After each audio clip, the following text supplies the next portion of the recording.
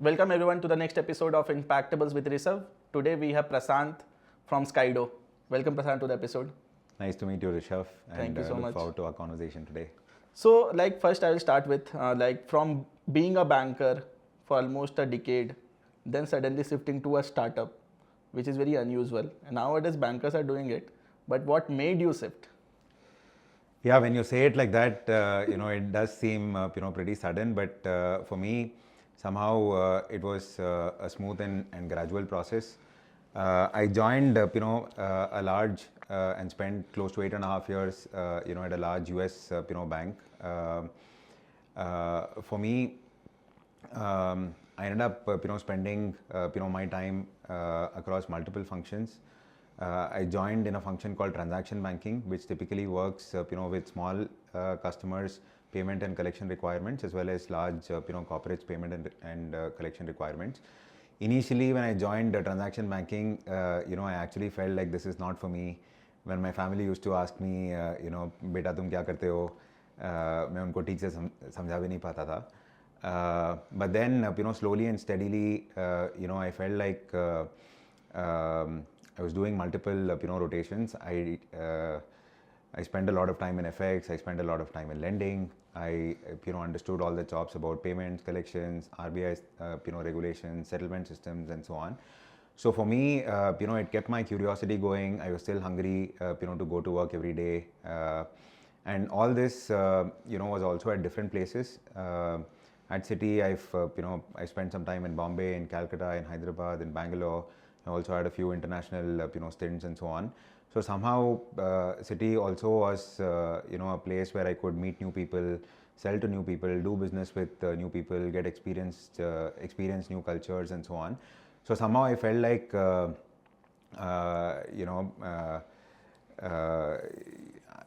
all of this was work was pretty purposeful. The other thing that working in a large bank, especially in financial services, teaches you is rigor. Ultimately, as a financial services company, it all comes down to safety, trust, and so on. So any product that you build for customers, you need to have a lot of rigor. You need to have a deep understanding in regulations and so on. So during my 8 years, stint at the bank, everything was fully battle tested. You had to go through so many approvals internally. You had to make like a business case with legal compliance, ensure that the product that you're launching is compliant with regulations and so on. So that rigor, I felt made me very, very fluent and comfortable with banking laws, payment laws, regulations, which today I look back in hindsight and I'm just thankful that it worked out. So during 2022, I felt like with all of this confidence about banking, payments, and a very, very strong foundation in multiple aspects of banking, I felt like for the next phase of my career, I was craving something else. I was craving product velocity. I was craving faster impact. I was craving like a lot of action. So that way I felt like I've already been armed with a lot of knowledge, a lot of understanding about the space, which and then the next few years I should spend some time at an early stage startup company. So for me this has been long time coming, and it's been pretty smooth and seamless overall. But now, from 2000, I think 13-14, when transaction banking was very difficult to explain to your parents, but in 20, from 24, I believe 22 afterwards, it might be a bit easier, right? Yeah, absolutely. And once so the last decade has seen, so payments, when I joined banking in 2014, and payments was really a back office thing, right?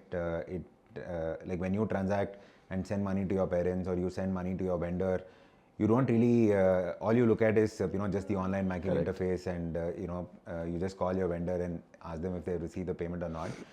Everything else is just behind the scenes, right? So payments was very unsexy, for many years. I think around about 2016, 2017, a lot of consumer innovation started happening, especially with the onset of UPI, and a lot of initiatives under India Stack. KYC started becoming easier. people then started thinking that user experience naam ka bhi koi cheez hota hai, and so on. So definitely yes, like payments started becoming started coming under the spotlight around that time. Thereafter my work also started becoming a lot more interesting as part of one of the stints, and one of the one thing that stands out in my otherwise pretty long career at the bank was covering TMT. So I used to cover a lot of tech platforms, companies based out of content companies based out of Singapore and the US and so on, and these companies were suddenly wanting to collect from like 100 million Indians. And suddenly you had this payment method called UPI, through which people who didn't even have access to credit cards or debit cards could suddenly participate in commerce and could buy content, could buy could download apps, could pay like 10 rupees and subscribe to something and so on. One of the projects was to help a large media platform to be able to collect from Indian subscribers. So think of OpenAI, like launching, their pro subscription in India and collecting from Indian students so that they can do their homework better. So this is now pretty mainstream. A lot of banking laws have also evolved now, but back in the day in 2016, 2017, UPI had just launched, and all of these seemed pretty outrageous. So there, setting up that entire structure, going to the Reserve Bank, getting all of those structures approved, it just felt like there was grand impact, and it also felt like I was part of a team that was doing stuff that was never done before in the country and so on. So once I had some of these wins under my belt, then I used to call up my parents and say, by the way, इस पे जो आपने payment किया है, that by the way was a project that I worked on. So yeah, storytelling and explaining my work definitely became a lot easier. You are from like which city of India? Like I grew up in Hyderabad. I call Hyderabad my home, but otherwise we are Tamilians. My parents live in Chennai. But yeah.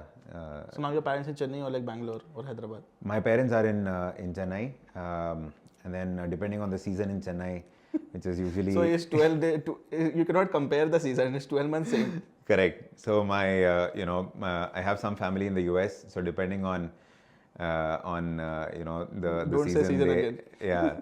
Depending on when it becomes very hot, it's always hot. I stayed there for 4 years. They either visit me in Bangalore, or they travel to the US. But yeah, like I grew up in Hyderabad, very, very fond of the place, relate a lot to that culture. Great. So like Skydo, the company which you are working currently, is into for inward remittance coming from any country across the globe to India. You are solving that. So why you guys picked up this problem statement? Like how is the market? How people used to transact before this? Yeah. Like if I am receiving money today from Skydo, what is the difference between normal way which I used to receive via bank? How Skydo is solving this?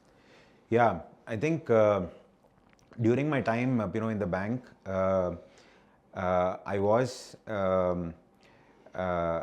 working with a lot of companies, and they were doing cross-border payments, receiving payments, sending payments, and so on. I knew that it was difficult. It was not the most seamless of experiences, but that was not first-party pain. I was not the customer then, right? I was selling a banking product to them and trying to automate to the extent possible, but it was just third-party pain. Sometimes they say that problems are best experienced when you are the customer, and I've had a few moments. There was this time when I was vacationing in Africa, and I had to do a chunky payment from my India bank account to my Africa travel agent. And I remember what a harrowing experience it was. I was hiking Mount Kilimanjaro, and like in parallel I was also trying to call my India bank relationship manager, asking what the status of the payment was, sending emails to them. And this was the year of? This was 2022. So I had to send a chunky payment, and it was just like a complete nightmare of an experience. And later on, when I realized that I had actually ended up paying like 3 to 4%, on that payment, the experience that I went through was just like massively painful. And I had to calm down my travel agent in Africa that money will hit your bank account, please give me a couple of more days and so on. So I lived through a lot of anxiety, and it just felt like I was totally out of control. So that was like a first-hand experience of how broken cross-border payments are, despite paying a premium. Right, so cost is not the only problem. Despite paying high cost, sometimes Let's take an example. Like for example, normally, if I'm receiving $1,000 from US, what's the process? How do I receive the payment? So today, the way this would work is you would raise an invoice and then communicate that invoice to your overseas client, let's say a client in the US. And tell them that, hey, look, at the end of, once the project is completed, at the end of maybe 1 week or 10 days, this is my India bank account. Please pay, let's say like $5,000 to this particular bank account. Now, once your client pays, your client pays, through a system called Swift, and this is again a legacy system where money is not directly coming from a US bank account to an India bank account, but is going through a series of multiple other banks, which is called correspondent banking. So there is no direct line between the US bank and the India bank. The money is actually like hitting multiple payment systems and multiple banks, and who are all operating as intermediaries. So once that leg is done and the foreign currency hits your India bank account, your India bank will then call you and say, you've received $5,000. More often than not, you've not received $5,000. You perhaps receive like $4,950 because several banks in between have, taken away like $30 or $40, $50, as processing fee or intermediary charges and so on. So you already, start off on a bad note, thinking where, like, who even, did my client pay short? Or did who? You cannot ask anyone for $50. Exactly. So then you accept that fact, and then you still work with the bank. The bank will then call you and say, what business are you in? What is this purpose code? And then more often than not, they wouldn't even give you a choice to book an FX rate. You have to be smart enough to tell the bank that, hey, look, please don't process this transaction. I will actually call up Treasury and book a rate for myself. Otherwise, it is just processing. How this booking happens via Treasury? So a bank, by the way, is multiple departments, right? So the people who are calling you and asking you all of these questions might be the back office, could be like customer support and so on, and their remit is just that. They will only ask you those 3 questions and put the phone down. Separately, you have to be smart enough. In my case, I've been in banking, so I understand the process, but a lot of freelancers and small businesses don't have this knowledge. So they will then have to call Treasury, maybe their branch, or there is a board line number that is listed on the bank's website. That is itself a pretty opaque process, right? Otherwise, all banks usually publish what is called a rack rate on their website. It's a rate that doesn't change by the minute, so it's not live rate, but it is it is published once a day, typically when the day starts, when the FX markets start at 9 o'clock in the morning, and that rate continues regardless of whether the rate is beneficial for you during the day or not. That is the rate that gets charged. So you then call Treasury. You then the onus is on you to ask them intelligent questions and not accept anything at face value, and tell them, hey, look, what are you actually charging me for this transaction, and so on. And there the FX markets also are slightly opaque and are pretty tedious for someone who's not from this industry. There are various jargons like mid-market rate and interbank rate and bid rate and ask rate, like margin and so on. And sometimes by the time you understand all of this,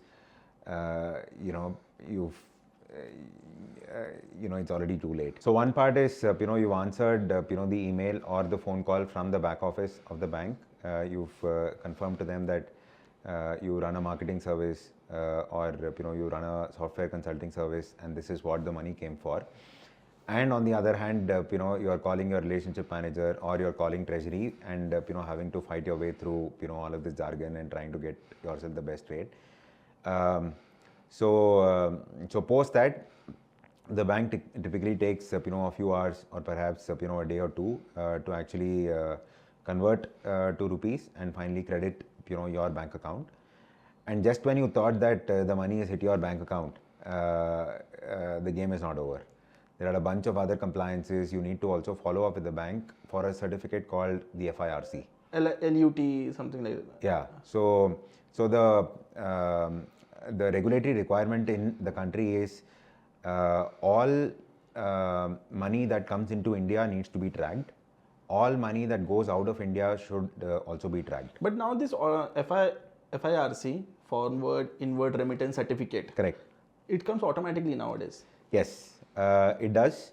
And this has come through a lot of painstaking productizing that fintech companies have done. Back when I was in banking, this used to actually be many loopy emails where you're writing to the bank relationship manager and saying, this transaction that I processed 3 months ago, please give me FIRC. I have to file GST returns. My chartered account is following up with me, and so on. So even after receiving the money, there are a bunch of compliances that for which you have to write to the bank, follow up with the bank, and so on. So all of this then is just so tiring for the small business or the freelancer, and it actually ends up being a massive distraction from what they're actually doing or so what they're supposed in short, to be doing. if I talk about $5,000, if I consider a rate of 80 rupees on a flat rate, and it is 4 lakh rupees. So what's the basic average percentage of deduction it happens usually? So typically unnegotiated rates would be in the range of 1.5% to 2%. Overall? Yes, 1.5% to 2%, and this is when you log into bank's daily website and see that's the rack rate that they published. So if you've not negotiated with the bank, this is the rate at which they will convert automatically and give you the money. But if you're slightly large enough where you have a relationship manager or you've taken the pain to actually do the treasury calling process, then you can ideally bring this down to maybe 50 basis points, 40 basis points, and so on. So it feels like this is a game that you have to invest in constantly. You have to build a relationship with the relationship manager, and it's also so in a certain month when you've actually done all the calling and the hard work, you will see that the rate is low, but the next month onwards it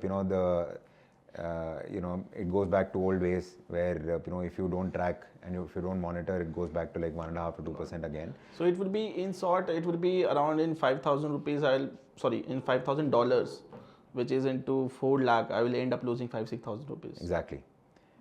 Exactly. And for a young freelancer who's trying to solely survive on freelancing income, this amounts to a very large number. Ideally, they could have invested this in fixed deposits or mutual funds and so on, and also made some capital income. So that's how much they're losing. So now when we compare this, for example, my 5,000-6,000 rupees has gone in terms of $5,000. If I consider this with a Skydo use case, how much I will end up paying Skydo as a fees overall? Yeah. So in our case, what we've also realized is from a pricing standpoint, there are 3 aspects. One is you're constantly living with the anxiety that you've not negotiated hard enough with your provider, and the next customer or the customer after has actually done better and has actually gotten a better rate. As a customer, I hate that feeling. When I go to a store, if I'm buying a Parle-G for 10 rupees, I have the certainty that even the next customer will end up paying the same price for the product. If I suddenly get to know that he's paid lower than as an Indian customer, sometimes it's unnerving. So one thing that we realized is we want to productize pricing, and whether you are a large customer or a small customer, we promise certainty of pricing. So that's one. The second aspect is transparency. With your provider, if you're told that you're only paying 30 basis points or 30 paisa, but you later on go to Google and realize that you actually paid 1%, it actually leaves a very bad taste, right? And it actually erodes trust. So we realized that we can't be opaque. The only way we can also command trust from our customers is to also be transparent. So we actually are fully transparent. We actually charge nothing on FX. We process as per the live Google rate. It's called the mid-market rate. So that's our promise. So transparency is the second leg. The third leg is overall cross-border payments should not be expensive. That's also our thesis. So we have 3 slabs today. For customers who are receiving payments less than $2,000, we charge flat $19. For customers receiving payments up to $10,000, we charge flat $29. For higher value payments beyond $10,000, we charge 0.3% flat. Okay, so in short, again 80 rupees rate, 2400 rupees, or suppose 2500 rupees as a sort, I'll be receiving for my 4 lakh rupees, 2500 rupees which I need to pay. Exactly. So like half the amount which I end up saving over there. Exactly. So so making this entire process certain, transparent, also affordable has worked well for customers. It also builds trust with customers. They want to like keep coming back to you and just let cross-border payments happen in the background. The other thing with Skydo is there is a population of customers who come to Skydo. They don't tell us that I'm looking for transparency or I'm looking to simplify my process and so on. They actually come and tell us, I have customer in the US, give me a US account.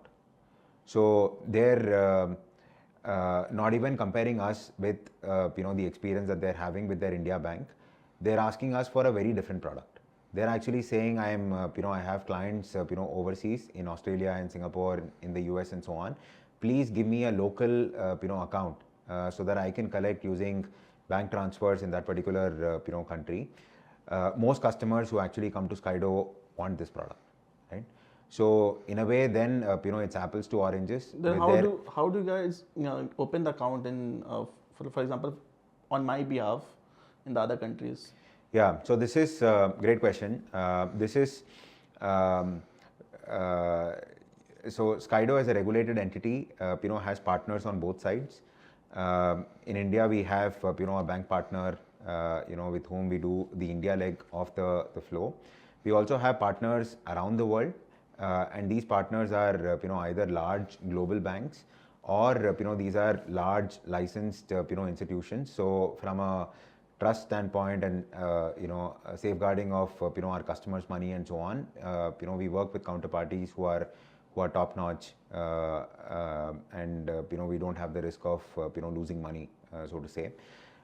We then create, so Skydo will actually open an account in the overseas country with our partner. So let's say with our US partner, Skydo has opened an account.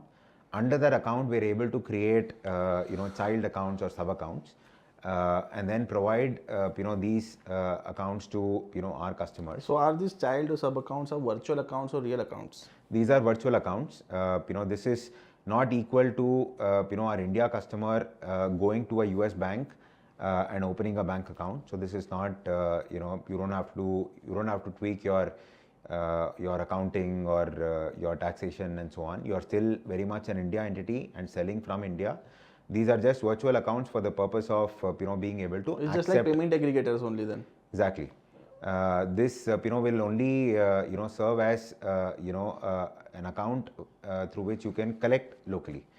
So then, the Indian customer is, with the help of their Skydo US account or Skydo Singapore account, is then able to offer the convenience of local payments to their customers, in these markets.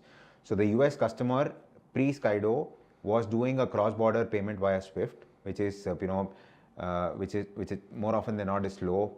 And because it moves through multiple intermediaries, sometimes if the money, tracking becomes very, very difficult. Also, if the money is lost, then actually troubleshooting where that money is, whether it is the with the second bank or the third bank or the fourth bank and so on, all of that also becomes very difficult to track. And in general, both for the payer as well as for the Indian customer, it costs you a few tens of dollars to conduct the transaction. Now with Skydo and with this Skydo dollar account, the US client of our Indian customer is able to just do a local transaction, very simple, very similar to how I receive my payroll using NEFT, or I'm sending money to to a vendor using IMPS and so on. So like that, we implement various bank transfer channels in the US, which more often than not are fast, are also inexpensive, and like so much easier to kind of troubleshoot in case there is a problem. So so our customers, because they're also able to offer local payment experience or local collection experience, to their overseas clients, this in a way is also able to help them sell more and find new buyers. So imagine I'm a small business, I'm launching in Australia. To my first client in Australia, I'm actually telling them, hey, look, by the way, this is my Aussie dollar account. You don't have to send money to India, just pay locally through this.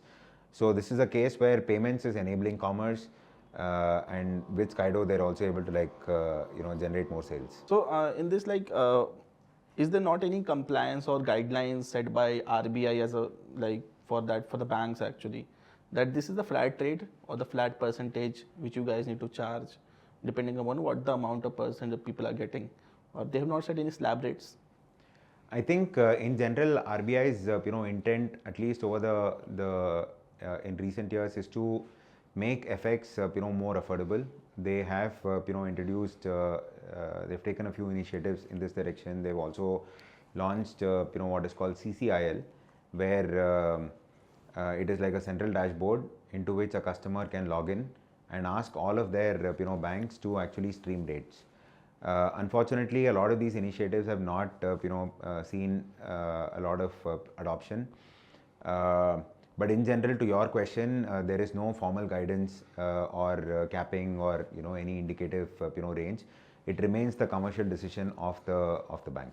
Okay, and the type of compliance which you guys are following is like completely compliant, or like there's no guidelines yet, or the compliance might come tomorrow? Like, how's the scenario? So for Skydo's business, it falls under RBI regulations. The regulations are called Payment Aggregator Cross-Border. So RBI in the year 2023 said cross-border payment companies are actually moving large sums of money at they also cause systemic risk for the country. So they carved out this new license called Payment Aggregator Cross-Border License, and said this is licensed activity. What this means is a company like Skydo becomes a direct regulated entity of the Reserve Bank of India. Prior to this, cross-border payments were largely through banks.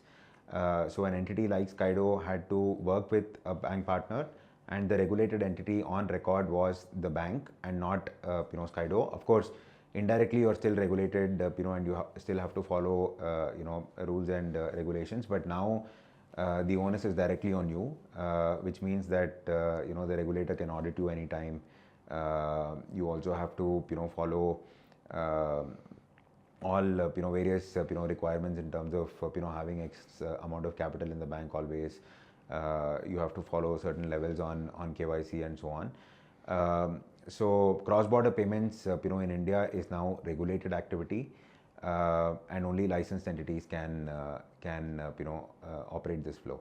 Okay, so but like in entire scenario, like what used to happen with me is like when I used to get money from any overseas company in my directly into my HDFC bank account, in tomorrow down the line, that is after 2 days when the money came, like they used to charge certain kind of fees plus GST also, and I used to get FIRC via them. In Skydo case, I am linking my bank account, Indian bank account, and money is coming to the Skydo account, Correct. and which is my virtual account also over there. To that, then Skydo settles to my HDFC bank account. Correct? Correct. That's the process flow. So, does here HDFC will not ask that from where this money came? Yeah, absolutely, and great question. So there are multiple compliances. One of it is regulatory compliance. So at all points in time, we need to tell our bank partner, and our bank partner should feel comfortable on what kind of money that is flowing through this account. So for instance, the RBI regulation has very specific specifications in terms of what kind of money can come into this account, what kind of money can go out of this account. The fact that from the Skydo account you can only pay to the exporter. You can't, for instance, commingle customer money with Skydo's own money. The fact that this account is bankruptcy remote and so on. So one is regulatory compliance, which is merely just adhering to RBI regulations. So that's one part. The second part is AML or what is called anti-money laundering.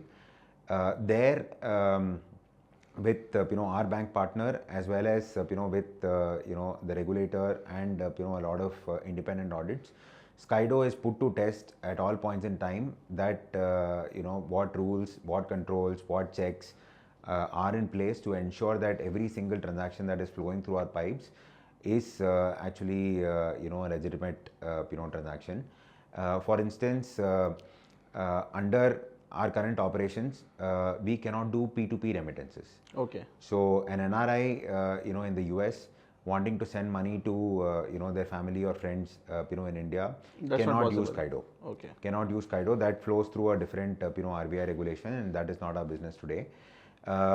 So if there are such transactions that are masquerading as business payments and somehow flowing through our pipe, our systems should be robust enough to catch those transactions, and our promise to to our bank partner as well as the regulator and so on is to also demonstrate what rules are written and how we catch them and so on. So there is a lot of compliances. But in my account, what will it show as in the statement? So in your account, it will actually show that so let's say your client is ABC LLC in the US.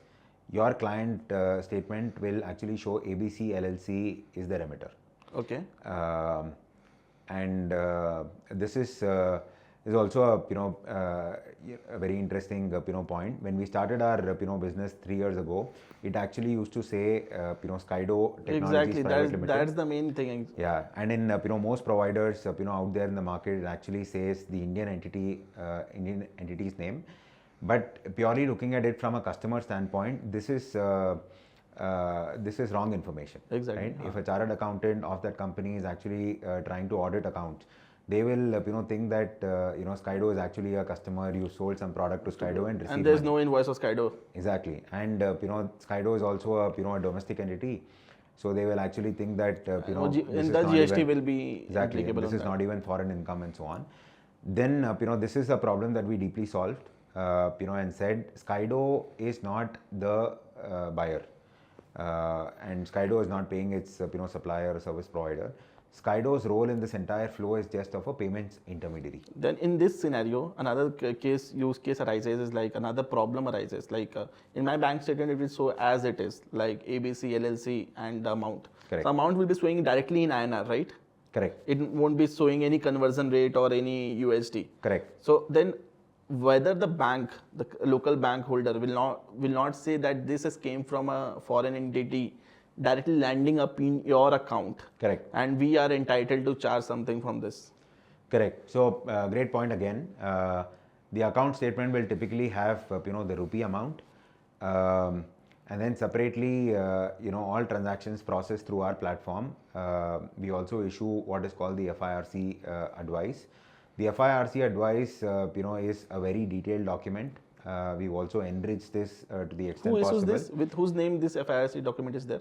So the FIRC is issued in the name of the beneficiary. So if you are the one receiving the payment, it will be addressed to you. So it will have your name, it will have your overseas client's name, it will have the and issuer. The FIRC, as per the regulators, the regulatory guidelines, can only be issued by what is called an authorized dealer category 1 bank. Correct. So, and the bank that has received foreign currency money into India and has done the FX conversion is the one that can actually it will be your partner bank then. So in this case, our India bank partner, on their letterhead, we will be getting issue the FIRC, so then the chartered accountant will look at the account statement, and they'll see the INR amount there. They'll also be able to see ABC LLC is the remitter, which is the overseas client name, and then they'll be able to corroborate all details with the FIRC advice.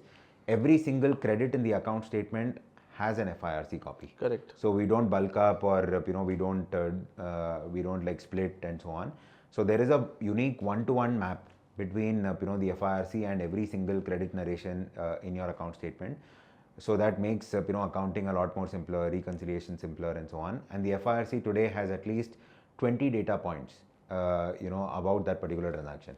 Who paid, what currency they paid, who did they pay to, what is the GST number, what is the rate at which money got converted, the rupee amount, and the charges also it will be mentioned. The charges, the date in which it got paid, who was the sender's bank. Maybe they used JP Morgan Chase New York branch, or maybe they used Wells Fargo in the US, and so on. So it's a very rich document which they can then use with a lot of confidence for their GST assessment and for their downstream reporting. And any what are the major companies in India, if you can name, if possible, from whom you have solved this use case, like they were struggling before, like with the heavy deduction in pricing of say suppose 1% to 1.5% or something like that? Any major player in India from whom you solved this?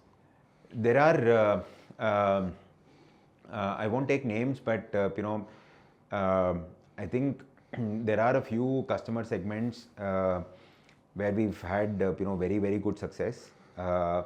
So one thing that we realized is India is also becoming the service exporter for the rest of the world. A lot of overseas companies, if they have to get a website built, or if they have to get some sort of software built, or just want like technology consulting and so on, more often than not, they're actually outsourcing that to a company based in India. There are several companies who before Skydo did not have the ability to collect locally and give their clients a local account. They also had issues with just transparency. More often than not, when we started talking to them, they did not even know what the true cost of FX is. They were because their bank told them that they were only getting charged 30 paisa. They just assumed it was true, and then once they started going back in time and checking Google and so on, it was like a moment of revelation for them that their true cost of FX is actually much more than just 30 paisa. Then all of this math started adding up for them, and then that coupled with a bunch of other issues on compliance, having to like follow up with the bank multiple times to even get like simple work done. All of this then made their case to switch to Skydo a whole lot easier. So I'd say small service oriented companies who provide marketing services to the rest of the world, software or technology consulting to the rest of the world, accounting services, legal services, a lot of freelancers who are not set up as businesses, but So in case of freelancers, like again, it's a B2B transaction since you told that people. So companies paying to freelancer can go via your pipe, right? Absolutely. So Paying to individuals. Yeah. Just that this money is not for personal use, or it's not because Got it. my brother in the US transferred something to me, etc. The underlying has to be a business underlying, and it has to qualify the definition, the regulator's definition of export. So anything that is an export of goods, physical goods, or export of services can technically be processed through Skydo. Who are the major type of businesses, like large companies, SMBs, or contractors or freelancers using the platform, or in India as a overall money is flowing in India? Yeah, so like in my a decade of that I've spent in financial services, what I've seen is any new technology or any new fintech services typically follows where consumers or individual consumers are adopting that first, then followed by small businesses, and then as the technology matures, it also becomes larger in scale. When there is regulatory certainty and so on, then you see enterprise adoption. We're seeing a similar journey with cross-border payments in general. When we started off, most of our customers were actually freelancers. Someone tried our platform, they really liked it. Then through word of mouth, a few other freelancers also joined our platform.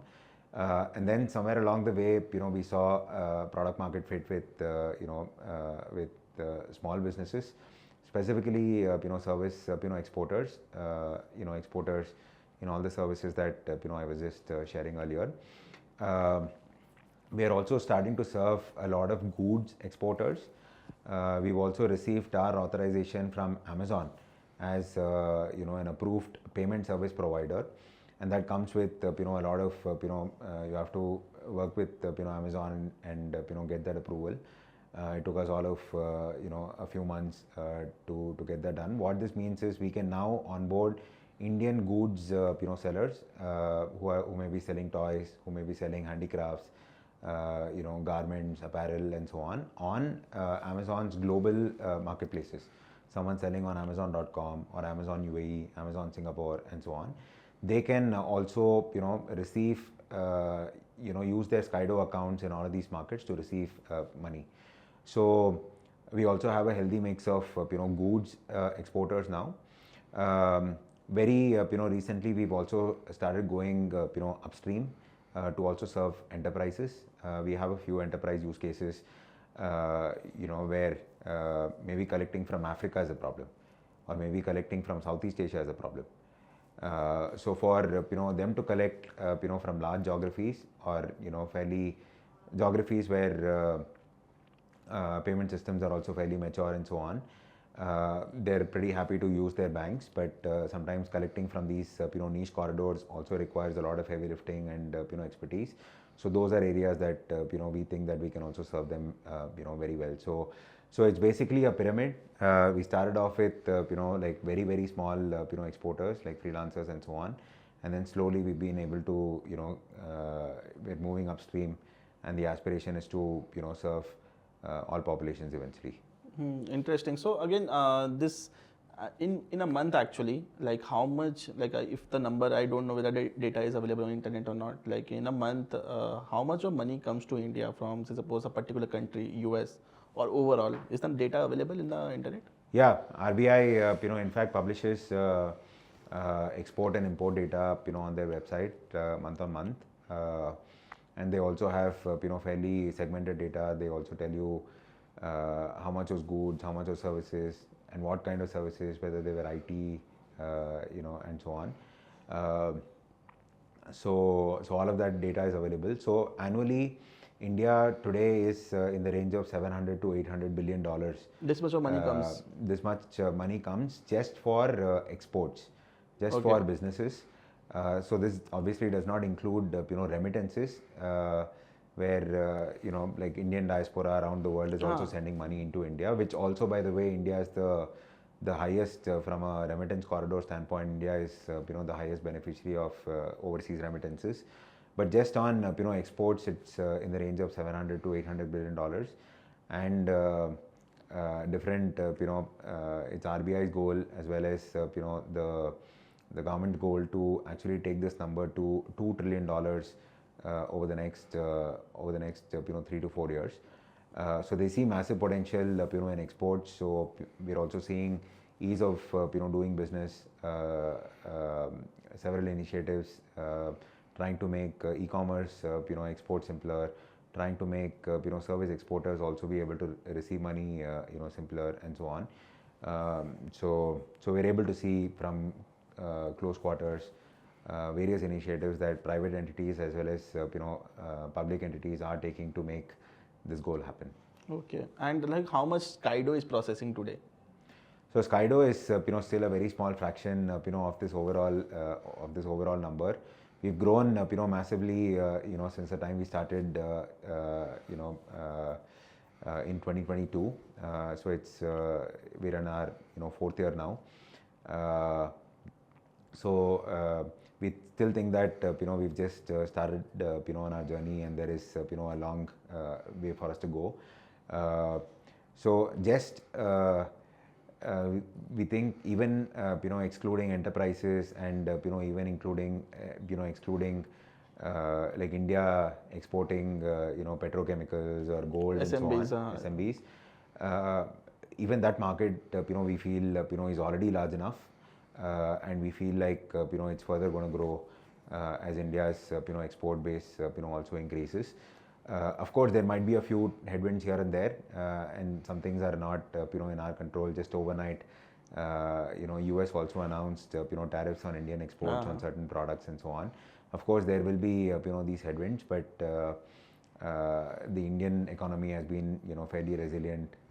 Indian small businesses and MSMEs have weathered many storms in the past decade, so I'm sure they'll find newer markets, and this is just temporary crisis. So we're overall we think that the potential in this in this corridor is massive. So excited about everything that's about to come. Amazing. Thank you so much, Prashanth. Thank you so much for coming to this podcast, and hope audience understand more about inward remittance, because this is one. In 2021, I struggled a lot. 2021, no idea. Like I just used to get money and I used to tell my bank account to credit my account. What happens behind it, no one used to know during that time. Now with this information, I believe people will more get educated. Still, the SMBs of countries don't know a lot about this. So thank you so much for sharing the insights. Yeah, absolutely. Thanks a lot for having me. And people can find us on www.skydo.com. I'm also pretty active on LinkedIn, so would look forward to in case people want to reach out. Very happy to have a chat. Done. With this, guys, thank you so much for watching this, and I hope you get a great insight from this, and we'll be coming back with the next episode soon.